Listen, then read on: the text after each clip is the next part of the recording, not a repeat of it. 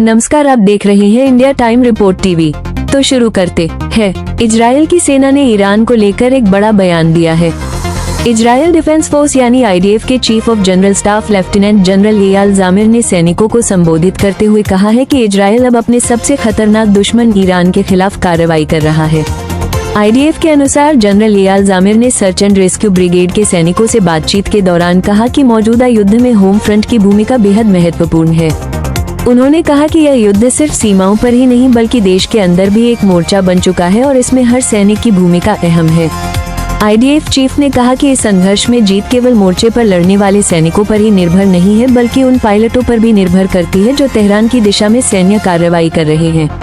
IDF के अनुसार यह बातचीत ऑपरेशन रोरिंग लायन के दौरान की गई, जो इजराइल की सैन्य कार्रवाई का हिस्सा बताया जा रहा है।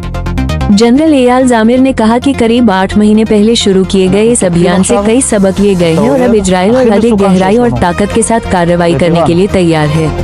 उन्होंने कहा कि इजराइल का उद्देश्य ईरान से आने वाले खतरे को लंबे समय के लिए खत्म करना है। आईडीएफ चीफ ने ये भी आरोप लगाया कि ईरान सिर्फ अपने देश तक सीमित नहीं है बल्कि उसने क्षेत्र में कई संगठनों और नेटवर्क को समर्थन दिया है।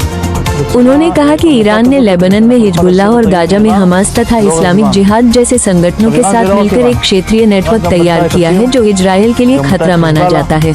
इजराइल के सैन्य प्रमुख ने कहा कि अब इजराइल उस खतरे की जड़ तक पहुंचने की कोशिश कर रहा है जिसे उन्होंने सांप का सिर बताया। उन्होंने सैनिकों से कहा कि इस संघर्ष में हर यूनिट और हर कमांड की भूमिका बेहद अहम है और आने वाले समय में सभी को बड़ी चुनौतियों का सामना करना पड़ सकता है। अपने संबोधन के दौरान जनरल एयाल ज़ामिर ने सैनिकों के काम की सराहना भी की। उन्होंने कहा कि इजराइल के नागरिक अपने सैनिकों पर गर्व करते हैं और सेना पर भरोसा करते हैं कि वो आने वाली चुनौतियों का सामना करेगी।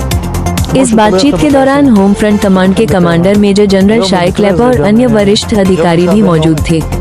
आईडीएफ के मुताबिक ये संबोधन उस समय हुआ जब इजराइल और ईरान के बीच तनाव लगातार बढ़ रहा है और क्षेत्र में सैन्य गतिविधियां तेज हो गई हैं।